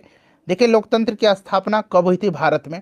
तो भारत में लोकतंत्र की स्थापना 1950 में हुई थी, ठीक है ना। तो 1950 आप याद रखिएगा। चलिए, देखिए, भारतीय संविधान के प्रारूप समिति के अध्यक्ष कौन थे? प्रारूप समिति के अध्यक्ष जो थे ये कौन थे? तो भीमराव अंबेडकर थे, ठीक है। और संचालन समिति के अध्यक्ष डॉक्टर राजेंद्र प्रसाद थे। चलिए, उसके बाद नेक्स्ट क्वेश्चन कर लेंगे। और प्रारूप समिति में आपके अध्यक्ष सहित 7 सदस्य थे। चलिए, संविधान के सभी संघ संविधान समिति के अध्यक्ष कौन थे? तो ये पंडित जवाहरलाल नेहरू थे, ठीक है ना फ्रेंड्स। चलिए, उसके बाद देख लीजिएगा, किसी देश का शासन चलाने के लिए आवश्यक मूलभूत नियमों के संग्रह को क्या कहा जाता है? तो उसको संविधान कहा जाता है, ठीक है ना, उसको कॉन्स्टिट्यूशन कहा जाता है। निम्नलिखित में से कौन सही ढंग से मेल खाता है? सही ढंग से इसमें से मेल कौन सा खाता है, यह आपसे पूछा गया है। तो देखिए, अंतर सामुदायिक आधिपत्य, एक ही समुदाय के भीतर की किसी समुदाय के सदस्यों का दूसरे पर हावी होना। तो यहाँ पर देखिएगा, एक समुदाय का दूसरे पर आधिपत्य होना अर्थात अंतर समुदाय वर्चस्व, या एक ही समुदाय के भीतर किसी समुदाय पर दूसरे समुदाय सदस्य का आधिपत्य होना अर्थात अंतः सामुदायिक आधिपत्य, ठीक है ना। तो ये अंतः होना चाहिए। तो यहाँ पर ये आपका गलत दे दिया गया है, ठीक है। चलिए, उसके बाद देख लीजिएगा कि संप्रभु स्वतंत्र लोग, बिल्कुल सही। और अत्याचार शक्ति का अनुचित उपयोग, तो यहाँ पर 2 और 3 यहाँ पर राइट आंसर होगा। चलिए, अब नेक्स्ट चैप्टर आ गया हमारा कि धर्म को राज्य से अलग करना क्या कहलाता है? धर्म को राज्य से अलग करना जो है ये आपका कहलाता है क्या? तो धर्मनिरपेक्षता। निम्नलिखित में से कौन सा एक मौलिक अधिकार है? 6 प्रकार के मौलिक अधिकार हैं। भाग 3 में संविधान का मौलिक अधिकार है, अनुच्छेद 12 से लेकर के 35 तक में, ठीक है ना। तो इसमें से देखिएगा, आपका संपत्ति का अधिकार मौलिक अधिकार नहीं था, इसको हटा दिया गया था 44वां संविधान संशोधन के द्वारा, ठीक है ना। और इसको कानूनी अधिकार, विधिक अधिकार के रूप में रखा गया। स्वतंत्र धर्म की स्वतंत्रता का अधिकार जो है यहाँ पर आपका ये मौलिक अधिकार है, ठीक है ना फ्रेंड्स, याद रखिएगा। और यह अनुच्छेद 25 से 28 तक में है, धर्म की स्वतंत्रता। चलिए, उसके बाद देखिएगा कि भारतीय संविधान के द्वारा भारत को कैसा राज्य घोषित किया गया है? तो ये एक धर्मनिरपेक्ष है, ठीक है ना फ्रेंड्स। चलिए, पंथ निरपेक्ष शब्द जोड़ा गया है, आपको भी पता है 42वां संविधान संशोधन 1976 के द्वारा। भारत में कौन सा धर्म बहुसंख्यक की पंक्ति में आता है? तो बहुसंख्यक में हिंदू आ जाएगा, ठीक है। चलिए, नेक्स्ट क्वेश्चन कर लेंगे। अगला प्रश्न कि संविधान के द्वारा दिए गए अधिकारों को क्या कहा जाता है? तो उसको मौलिक अधिकार कहा जाता है, ठीक है ना, फंडामेंटल राइट्स कहा जाता है। चलिए, भारतीय संविधान के किस अनुच्छेद में अस्पृश्यता की समाप्ति का प्रावधान है? तो अनुच्छेद 17 में है, इसको आप जरूर ही ध्यान रखिएगा। चलिए, उसके बाद नेक्स्ट क्वेश्चन करेंगे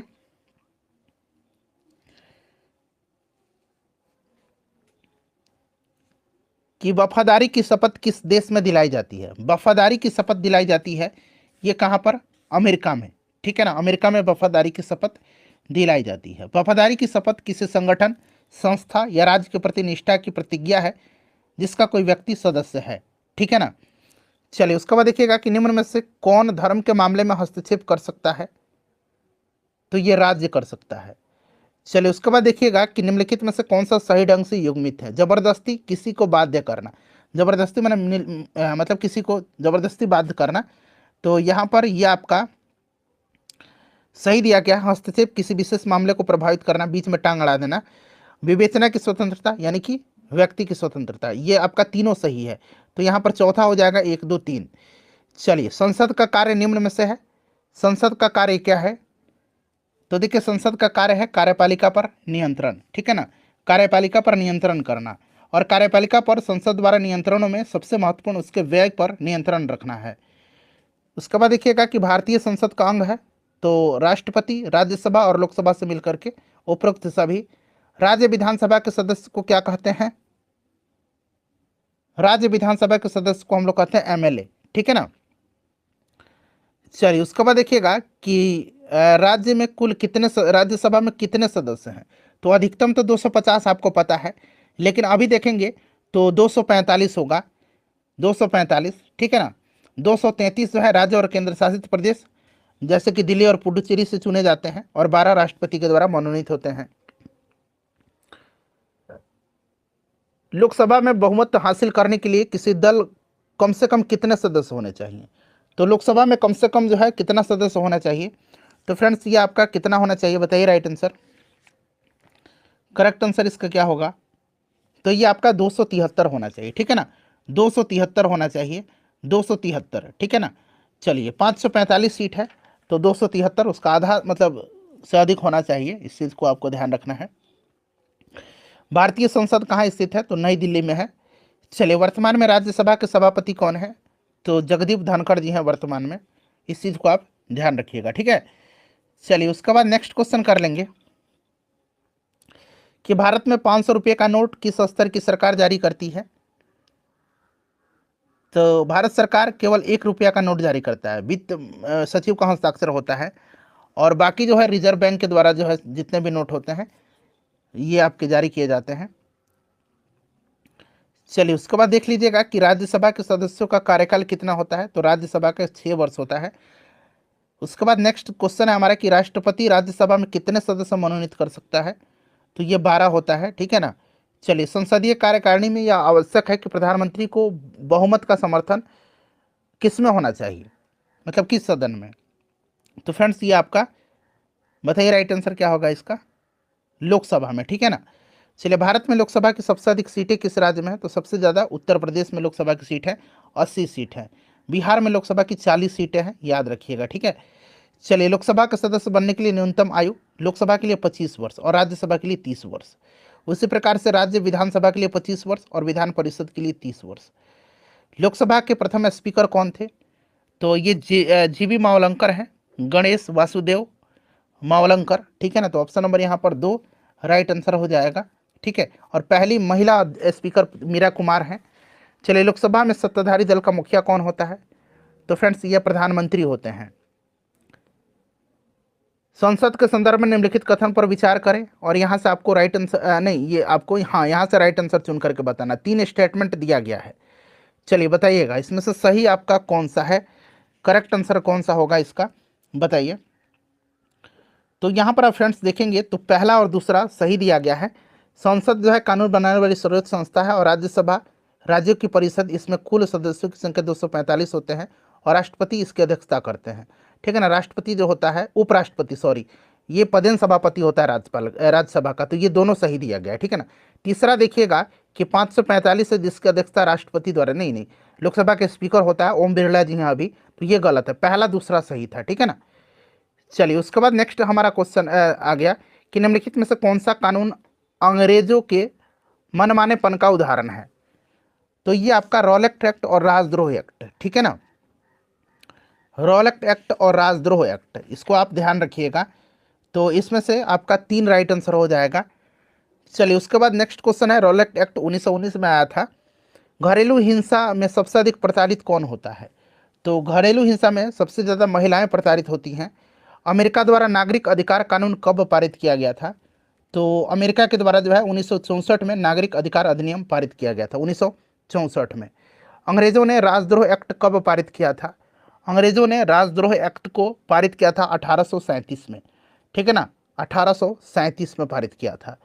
चलिए फ्रेंड्स, उसके बाद नेक्स्ट क्वेश्चन है कि घरेलू हिंसा अधिनियम संसद द्वारा कब पारित किया गया? पारित कब किया गया? देखिए, घरेलू हिंसा अधिनियम जो है ना, यह 26 अक्टूबर 2006 से जो है भारत सरकार और महिला एवं बाल विकास मंत्रालय के द्वारा लागू किया गया था, ठीक है ना, 2006 से। तो यहाँ पर ऑप्शन जो है थोड़ा सा यहाँ पर ठीक ठाक मुझे नहीं लग रहा है। आप याद रखिएगा 26 अक्टूबर 2006 से जो है यह लागू किया गया था, ठीक है ना। चलिए, हिंदू उत्तराधिकार संशोधन कानून कब पास किया गया था? तो फ्रेंड्स, यह पास किया गया था 2005 में, ठीक है ना, 2005 यहाँ पर राइट आंसर हो जाएगा। कानून बनाने में सबसे महत्वपूर्ण भूमिका किसकी होती है? तो ये महत्वपूर्ण भूमिका संसद की होती है। उसके बाद देखिएगा कि रॉल एक्ट अधिनियम का उद्देश्य क्या था? तो इसका उद्देश्य था आपको भारतीय जो नागरिक थे उनकी स्वतंत्रता पर अंकुश लगाने के लिए। चलिए, उसके बाद नेक्स्ट क्वेश्चन करेंगे कि सामाजिक समानता किस अनुच्छेद में है? सामाजिक समानता जो है यह अनुच्छेद 15 में है, ठीक है। धर्म, जाति, लिंग, इन सब के आधार पर भेदभाव नहीं के लिए। और यहाँ पर देखिए अनुच्छेद आपका 15 राइट आंसर हो जाएगा, ठीक है। 17 अस्पृश्यता है। रॉलेट एक्ट का उद्देश्य क्या था? तो ये आपका ऑप्शन नंबर यहाँ पर 3 राइट आंसर हो जाएगा, इस चीज़ को आप ध्यान रखेंगे। चलिए, उसके बाद देखिएगा कि सर्वोच्च न्यायालय के न्यायाधीशों की नियुक्ति कौन करता है? सर्वोच्च न्यायालय के न्यायाधीशों की नियुक्ति जो है ये करता कौन है? बताइए, सभी लोग आंसर कमेंट करिए। राइट आंसर क्या हो जाएगा? तो फ्रेंड्स, ये करता है आपका राष्ट्रपति, ठीक है ना, राष्ट्रपति करता है, इस चीज़ को आप ध्यान रखिएगा। और सर्वोच्च न्यायालय में अभी वर्तमान में कुल न्यायाधीशों की संख्या जो है ये आपका 34 है, ठीक है ना, मुख्य न्यायाधीश को लेकर के। चलिए फ्रेंड्स, उसके बाद नेक्स्ट क्वेश्चन है कि भारत में सर्वोच्च न्यायालय की स्थापना कब हुई थी? तो 28 जनवरी 1950 को, याद रखिएगा। देखिए, वर्तमान में सर्वोच्च न्यायालय में कुल कितने न्यायाधीश हैं? तो अभी बताया था मुख्य न्यायाधीश को लेकर के 34 हैं, ठीक है ना, एक मुख्य न्यायाधीश और 33 न्यायाधीश। दिल्ली में उच्च न्यायालय की स्थापना कब हुई थी? तो फ्रेंड्स 1966 में किया गया था, ठीक है ना, 1966 में किया गया था। चलिए, उसके बाद नेक्स्ट क्वेश्चन करेंगे। अगला प्रश्न है हमारा कि भारत में सबसे बड़ा न्यायालय कौन सा है? तो सबसे बड़ा सुप्रीम कोर्ट है, सर्वोच्च न्यायालय है, ठीक है ना। चलिए, उसके बाद नेक्स्ट क्वेश्चन है हमारा कि संविधान के किस अनुच्छेद में प्रत्येक नागरिक को जीवन का मौलिक अधिकार दिया गया है? जीवन का मौलिक अधिकार जो दिया गया है यह अनुच्छेद 21 में दिया गया है, ठीक है ना, अनुच्छेद 21 में दिया गया है। किसी भी व्यक्ति का विधि द्वारा स्थापित प्रक्रिया के अतिरिक्त उसके जीवन और व्यक्तिगत स्वतंत्रता का अधिकार से वंचित नहीं किया जा सकता है, आर्टिकल 21 यह कहता है, ठीक है ना। चलिए, उसके बाद देखिएगा नेक्स्ट क्वेश्चन कर लेंगे। और 21 ए जो है ना ये आपको अलग से याद रखना है कि 86वां संविधान संशोधन 2002 के द्वारा जो है इसको एक मौलिक अधिकार दिया गया था कि प्राथमिक स्तर पर शिक्षा का जो अधिकार है। FIR को हिंदी में क्या कहेंगे? तो इसको हम लोग बोलेंगे प्राथमिकी बोल सकते हैं, ठीक है ना। तो यहाँ पर इसका राइट आंसर क्या होगा फ्रेंड्स? FIR को प्राथमिकी या प्रथम सूचना रिपोर्ट बोल सकते हैं। तो यहाँ पर ऑप्शन नंबर 1 राइट आंसर हो जाएगा। भारतीय संविधान में तदर्थ न्यायाधीशों की नियुक्ति का प्रावधान है? तो फ्रेंड्स यह उच्चतम न्यायालय में है तदर्थ न्यायाधीशों की, ठीक है ना। चलिए, अनुच्छेद 127 में सर्वोच्च न्यायालय के तदर्थ न्यायाधीशों की नियुक्ति का प्रावधान करता है, अनुच्छेद 127, ठीक है। भारत में कुल कितने उच्च न्यायालय हैं? इंपॉर्टेंट क्वेश्चन है। तो भारत में जो है कितने उच्च न्यायालय हैं फ्रेंड्स, बताइए? 25 हो जाएंगे, ठीक है ना। चलिए, उसके बाद देखिएगा कि केंद्र और राज्य के बीच के विवाद का निपटारा किस न्यायालय में होगा? तो फ्रेंड्स ये आपका सर्वोच्च न्यायालय में होगा। चलिए, उसके बाद अगला प्रश्न है कि न्यायपालिका के लिए निम्नलिखित पर विचार करें। न्यायपालिका के लिए बताइएगा राइट आंसर इसमें से क्या होगा, करेक्ट आंसर इसमें से क्या होगा? तो फ्रेंड्स विवाद समाधान और न्यायिक समीक्षा, ठीक है ना, ये दोनों का मौलिक कर्तव्यों का कार्यान्वयन, मौलिक कर्तव्यों का कार्यान्वयन। तो यहाँ पर आप ध्यान देंगे फ्रेंड्स, इसमें से अगर हम बात करते हैं तो ये आपका भारत का प्रत्येक जो नागरिक है सर्वोच्च न्यायालय या उच्च न्यायालय का दरवाजा खटखटा सकता है यदि उसे लगता है कि उससे मौलिक अधिकार का उल्लंघन किया गया है तो, ठीक है ना। तो यहाँ पर मेनली इसका कार्य आपका ऑप्शन 2 राइट आंसर हो जाएगा। चलिए, निम्नलिखित में से कौन सा कथन आपराधिक कानून के लिए सही है? आपराधिक कानून के लिए यहाँ पर सही दिया गया है, तो आप सभी कथन को पढ़ लीजिएगा। देखिए फ्रेंड्स, ये तीनों कथन जो हैं बिल्कुल सही दिए गए हैं, ठीक है ना। तो यहाँ पर आपका तीनों कथन सही दिया गया, ऑप्शन 4 राइट आंसर हो जाएगा। यह बात कौन तय करता है कि कोई व्यक्ति अपराधी है या नहीं? यह बात कौन तय करेगा? तो यह बात तय करेगा आपका न्यायालय, अदालत, ठीक है ना। चलिए, अदालत में राज्य का पक्ष कौन प्रस्तुत करता है? तो ये फ्रेंड्स सरकारी वकील करेगा। उसके बाद देखिएगा कि संविधान के किस अनुच्छेद में प्रत्येक व्यक्ति को एक वकील के जरिए अपना बचाव करने का मौलिक अधिकार प्राप्त है? तो आर्टिकल किस में है? 22 में है, ठीक है ना, 22 में है। क्लियर ना, 22 में। चलिए, 24 घंटे के भीतर जो है उसको निकटतम मजिस्ट्रेट के समक्ष पेश किया जाएगा गिरफ्तार व्यक्ति को, और बिना मजिस्ट्रेट के अधिकार के उस अवधि से अधिक व्यक्ति को हिरासत में नहीं रखा जा सकता। इस चीज़ को आप ध्यान रखिएगा। देखिए, जब कोई गवाह अदालत में अपना बचाव देता है तो उसे क्या कहते हैं? उसे जीरह कहा जाता है, ठीक है ना। उसको क्या कहते हैं फ्रेंड्स? उसको जीरह कहा जाता है। चलिए, जमानत का आदेश कहाँ से प्राप्त होता है? तो जमानत का आदेश जो है ये कोर्ट करता है, अदालत। उसके बाद देखिएगा कितने उम्र से कम बालक को थाने में पूछताछ के लिए नहीं बुलाया जा सकता है? तो ये 15 वर्ष यहाँ पर राइट आंसर हो जाएगा। नेक्स्ट है हमारा कि एफआईआर को अन्य किस नाम से जानते हैं? तो मैंने बताया था ना, प्राथमिकी। देखिए, अनुच्छेद 22 के संदर्भ में आपको पूछा गया है, बताइएगा यहाँ पर राइट आंसर क्या हो जाएगा? अनुच्छेद 22। तो यहाँ पर करेक्ट आंसर जो होगा फ्रेंड्स, देखिए, गिरफ्तारी के 24 घंटे के भीतर मजिस्ट्रेट के समक्ष उसको पेश करने का अधिकार है। बिल्कुल, 15 साल से कम उम्र के लड़कियों और महिलाओं से पूछताछ के लिए केवल पुलिस स्टेशन में बुलाया जा सकता है, बुलाया नहीं जा सकता है, ठीक है ना। तो मेरे हिसाब से ये गलत दिया गया है, ठीक है ना। तो यहाँ पर आप देख लीजिएगा, थाने में नहीं बुलाया जा सकता है इनको, ठीक है ना। किसी भी गिरफ्तारी के समय उसे उस अपराध की सूचना दी जाने वाला अधिकार जिसके लिए उस व्यक्ति को गिरफ्तार किया गया। बिल्कुल, पहला और तीसरा मेरे हिसाब से इसका राइट आंसर होगा। क्लियर ना। चलिए, उसके बाद नेक्स्ट क्वेश्चन करेंगे कि शहरी इलाकों में कितने प्रतिशत आदिवासी गरीबी रेखा से नीचे जीवन यापन करते हैं? तो फ्रेंड्स, ये आपका 40% लगभग मान के चलिएगा। भारत में कुल कितने राष्ट्रीय पार्क हैं? तो 106 जो है नेशनल पार्क हैं, ठीक है। और आगे आपको कितने जो है वन्य जीव अभ्यारण्य हैं ये भी आपको मिल जाएगा, चिंता मत करिए, ठीक है ना। हाशिए पर होने का अर्थ क्या है? हाशिए पर होने का अर्थ होता है आपका महत्वहीन, ठीक है। चलिए, उसके बाद देखिए, भारत की कुल आबादी का कितना प्रतिशत लोग आदिवासी है? तो 2011 की जनगणना के अनुसार बात करते हैं तो 8.4%, 1 मिनट रुक जाइए, 8.6%, ठीक है, 8.6%। चलिए फ्रेंड्स, आगे बढ़ेंगे। अब अगला प्रश्न कर लेंगे। नेक्स्ट क्वेश्चन है हमारा कि भारत के किस राज्य में आदिवासी समूह नहीं है? तो फ्रेंड्स, ये कहाँ पर? हरियाणा में नहीं है, ठीक है। आदिवासी लोग मुख्य रूप से कौन सी भाषा बोलते हैं? तो इनमें से ये मेन रूप से भीली भाषा ऑप्शन के हिसाब से। देखिए, किसी धर्म की साक्षरता दर सबसे कम है भारत में? तो ये आपका मुस्लिम हो जाएगा। भारत में कुल कितने वन्य जीव अभ्यारण्य हैं? तो ये आपको याद रखना है, 567 हैं मौजूदा समय में, ठीक है ना।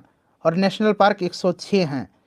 चलिए, 2005 में गठित न्यायमूर्ति राजेंद्र सच्चर कमेटी का संबंध बड़ा इंपॉर्टेंट है, 2005 में गठन किया गया था, और यह संबंधित किससे है?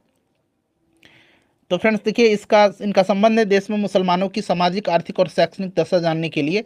यूपीए गवर्नमेंट ने, प्रधानमंत्री मनमोहन सिंह के नेतृत्व में जो है सरकार थी, प्रधानमंत्री थे, 2005 में दिल्ली हाई कोर्ट के मुख्य न्यायाधीश राजेंद्र सच्चर की अध्यक्षता में समिति का गठन किया था। यहाँ पर ऑप्शन नंबर 2 राइट आंसर हो जाएगा। देखिए, कालाहांडी, इसको कालाहांडी बना लीजिएगा। कालाहांडी जिला भारत के किस राज्य में है? कालाहांडी जो है ये फ्रेंड्स उड़ीसा में है।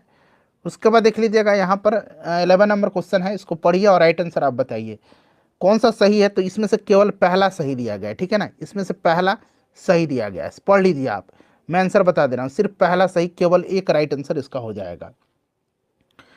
चलिए, उसके बाद देखिए, भारत में नागरिकों को कितने मौलिक अधिकार प्राप्त हैं? मौलिक अधिकार यानी कि फंडामेंटल राइट, तो 6 प्रकार के मौलिक अधिकार हैं, ठीक है ना फ्रेंड्स, ध्यान रखिएगा कितने प्रकार के? 6 प्रकार के मौलिक अधिकार हैं। चलिए, मैंने बताया था भाग 3 में मौलिक अधिकार हैं, अनुच्छेद 12 से 35 तक। कौन सा वर्ग आरक्षण की श्रेणी में आता है? तो आरक्षण की श्रेणी में इसमें से सभी आ जाएंगे, दलित, आदिवासी, पिछड़ा, सब लोग आता है। अनुसूचित जाति या जनजाति अधिनियम कब पास किया गया था? तो फ्रेंड्स, यह पास किया गया था 1989 को, ठीक है, 1989 में इसको पास किया गया था। सफाई कर्मियों ने सिर पर मैला ढोने के खिलाफ सर्वोच्च न्यायालय में याचिका कब डाली थी? तो फ्रेंड्स, ये 2005 में डाली थी, ठीक है ना, 2005 में, इस चीज़ को आप ध्यान रखिएगा। कबीर पेशे से क्या थे? तो कबीर पेशे से बुनकर थे, ठीक है। चलिए उसके बाद देखिए निम्न में से किस कवि की उलटवासियाँ प्रसिद्ध हैं? तो फ्रेंड्स ये प्रसिद्ध है आपका कबीर दास का। ठीक है, चलिए आरक्षण आरक्षण नीति से किस वर्ग को लाभ होता है? तो फ्रेंड्स ये सभी लोगों को इसमें से लाभ होगा। चलिए उसके बाद देखिएगा कि जन सुविधाओं में क्या शामिल है? जन सुविधा में शामिल है आपका इसमें से सभी हो जाएगा, सड़क, पानी, सार्वजनिक यातायात। किसके कारण पैदा होने वाली बीमारियों से हर रोज 1600 से ज़्यादा भारतीय मौत के मुंह चले जाते हैं? तो फ्रेंड्स ये पानी राइट आंसर हो जाएगा इसमें से। ठीक है ना। उसके बाद देखिए सरकार किस जन सुविधा के लिए निजी कंपनियों का सहारा ले सकती हैं? तो यहाँ पर आपका उपरोक्त सभी हो जाएगा, परिवहन और सड़क के निर्माण के लिए भी। कौन सा अनुच्छेद स्वच्छ जल का अधिकार को जीवन का अधिकार का हिस्सा मानता है? तो यह अनुच्छेद 21 है। ठीक है ना, अनुच्छेद 21 राइट आंसर इसका हो जाएगा। चलिए उसके बाद देखिएगा नेक्स्ट क्वेश्चन है कि शहरी इलाकों में प्रति व्यक्ति कितना लीटर पानी प्रतिदिन मिलना चाहिए? तो कम से कम 135 लीटर प्रति व्यक्ति प्रतिदिन मिलना चाहिए। चलिए अब आ गया हमारा नेक्स्ट, हमारा जो ये चैप्टर है। चलिए किस तरह की स्वीकृति के बाद संसद फैसले लागू होते हैं संसद में? तो फ्रेंड्स ये आपका राष्ट्रपति यहाँ पर राइट आंसर हो जाएगा। उसके बाद देखिएगा कि न्यूनतम वेतन कौन तय करता है? न्यूनतम वेतन जो है यह तय करती है सरकार। ठीक है ना। भारत के किस शहर में 1944 में भयंकर गैस त्रासदी हुई थी? तो ये भोपाल में हुई थी। ठीक है, मिथाइल आइसोसाइनाइड का रिसाव हुआ था, याद रखिएगा। चलिए प्रधानमंत्री की नियुक्ति कौन करता है? तो प्रधानमंत्री की नियुक्ति राष्ट्रपति करते हैं। ठीक है ना। चलिए उसके बाद देखिए शोषण के विरुद्ध अधिकार के बारे में निम्नलिखित में से कौन सा कथन जो है इसमें से सही दिया गया है? पढ़िए, बताइए राइट आंसर इसका क्या होगा। तो यहाँ पर देखिए किसी को भी कम पारिश्रमिक या दास्ता के तहत काम करने के लिए बाध्य नहीं किया जा सकता, बिल्कुल सही है। और 15 वर्ष से कम आयु के किसी भी बच्चे को किसी कारखाने या खनन कार्य में काम करने या किसी अन्य खतरनाक रोजगार में लगाने के लिए नियोजित नहीं किया जाएगा। ठीक है, नहीं किया जाएगा, ये आपसे पूछा जा रहा है। बताइए राइट आंसर इसका। 14 वर्ष, 15 वर्ष नहीं। ठीक है ना, तो इसको आप ध्यान रखिएगा, ये गलत है, पहला सही था। तो यहाँ पर आपका केवल एक राइट आंसर हो जाएगा। चलिए फ्रेंड्स अब आ गया आपका एनसीईआरटी हो गया, अब एससीईआरटी का क्लास 8 आ गया। ठीक है ना। चलिए जल्दी जल्दी कवर करेंगे फ्रेंड्स इसको भी हम लोग। देखिए निम्नलिखित में से कौन सा संवैधानिक प्रावधान भारतीय संविधान द्वारा ब्रिटिश संविधान से लिया गया है? तो ब्रिटिश संविधान से लिया गया आपका संसदीय विशेषाधिकार, न्यायिक समीक्षा, कानून द्वारा स्थापित प्रक्रिया, ये कहाँ से लिया गया है? यह बताइएगा, कानून द्वारा। ठीक है ना। चलिए न्यायिक समीक्षा अमेरिका से है। भारतीय संविधान की रूपरेखा का प्रस्ताव कहाँ पेश किया गया था? तो फ्रेंड्स ये पेश किया गया था आपका कराची अधिवेशन में ना, 1931 का भारतीय राष्ट्रीय कांग्रेस का कराची अधिवेशन में। तो इस चीज़ को आप ध्यान रखेंगे। चलिए नेक्स्ट क्वेश्चन हमारा कि धर्मनिरपेक्षता का अर्थ क्या है? तो सभी धर्मों के लिए क्या होना चाहिए? बताइए। धर्म के मामले में तटस्थ होना चाहिए, मतलब किसी भी धर्म विशेष को नहीं मानना चाहिए। मौलिक अधिकार कुल कितने हैं? तो मौलिक अधिकार बताया था कि 6 प्रकार के मौलिक अधिकार हैं। चलिए उसके बाद देखिएगा कि राज्यसभा में निर्वाचित सदस्य की संख्या, तो राज्यसभा में निर्वाचित 233 है और 12 राज्यसभा में जो है आपके राष्ट्रपति मनोनीत करते हैं। तो इस प्रकार से टोटल 45 है, अधिकतम 250 हो सकती है। इस चीज़ को भी आप ध्यान रख लीजिएगा। ठीक है ना। चलिए निम्नलिखित में से किसी दल को सरकार बनाने के लिए कितनी सीटों की आवश्यकता होती है? तो अभी मैंने बताया था इसको 272। ठीक है ना। चलिए कानून कौन बनाता है? तो कानून संसद बनाता है। कौन बनाता है? कानून संसद बनाएगा। बिहार राज्य में बिहार प्रेस बिल कब पारित किया गया था? तो इसको 1982 में किया गया था। ठीक है ना, 1982 में। और उस समय वहाँ के मुख्यमंत्री जगन्नाथ मिश्रा थे बिहार के। चलिए न्यायपालिका की संरचना किस तरह से है? तो न्यायपालिका की संरचना जो है एक आपके पिरामिड की तरह है। ठीक है ना, और पिरामिड की तरह है जिसमें सबसे ऊपर सर्वोच्च न्यायालय, फिर आपका उच्च न्यायालय और फिर नीचे जिला और अधीनस्थ न्यायालय आता है। चलिए भारत सरकार के द्वारा विधिक सेवा प्राधिकार अधिनियम कब पारित किया गया था? विधिक सेवा प्राधिकार अधिनियम, तो फ्रेंड्स ये आपका पारित किया गया था कब? तो 1987 में। ठीक है ना। चलिए उसके बाद नेक्स्ट क्वेश्चन है हमारा कि एफआईआर का फुल फॉर्म, तो इसका फुल फॉर्म होता है फर्स्ट इन्फॉर्मेशन रिपोर्ट। ठीक है। चलिए उसके बाद देखिए गिरफ्तार किया गया व्यक्ति को मजिस्ट्रेट के सामने कितने घंटों के अंदर पेश किया जाएगा? तो मैंने बताया था 24 घंटे के अंदर इसको। चलिए सहकारिता का अर्थ क्या है? सहकारिता का अर्थ क्या है फ्रेंड्स? बताइए। सहकारिता का अर्थ होता है मिलकर एक साथ कार्य करना। चलिए पैक्स क्या है? तो पैक्स जो होता है ना, ये उचित दर पर किसानों को बीज, खाद ये सब ऋण वगैरह भी ये उपलब्ध करवाता है। तो बीज, खाद और ऋण भी मुहैया कराना, 1 और 2 दोनों राइट आंसर होगा। चलिए, लक्षित सार्वजनिक वितरण प्रणाली कब आरंभ हुआ था, बताइएगा, राइट आंसर इसका क्या हो जाएगा। तो ये 1997 में हुआ था, ठीक है, 1997 में हुआ था। चलिए, अन्नपूर्णा प्रणाली कब लागू की गई थी, अन्नपूर्णा प्रणाली को 2000 में लागू किया गया था, ठीक है ना, इस चीज़ को आप याद रखिएगा। उसके बाद देखिए इशू प्राइस क्या है, निर्गत कीमत क्या है, निर्गत कीमत क्या है, बताइए राइट आंसर इसका क्या होगा। तो देखिए निर्गत कीमत जो है ये समाज के गरीब तबकों को बाजार कीमत से कम कीमत पर अनाज का वितरण करना, ठीक है, ये आपका निर्गत कीमत कीमत है। बफर स्टॉक क्या है, बफर स्टॉक क्या है, बताइएगा, सभी ऑप्शन आपको दिख रहा है, बफर स्टॉक क्या है। बफर स्टॉक जो है ये आपका सरकार द्वारा अधिप्राप्त अनाज का भंडार है। ऑप्शन 3 यहाँ पर राइट आंसर होगा। बफर स्टॉक को केंद्रीय फूल भी कहा जाता है, केंद्रीय पूल कहा जाता है, ठीक है ना, इसको ध्यान रखिएगा फ्रेंड्स। पूरा एनसीईआरटी क्लास 6 टू क्लास 8 मैंने आपको पॉलिटिकल साइंस कवर करा दिया, इसको लाइक करिए।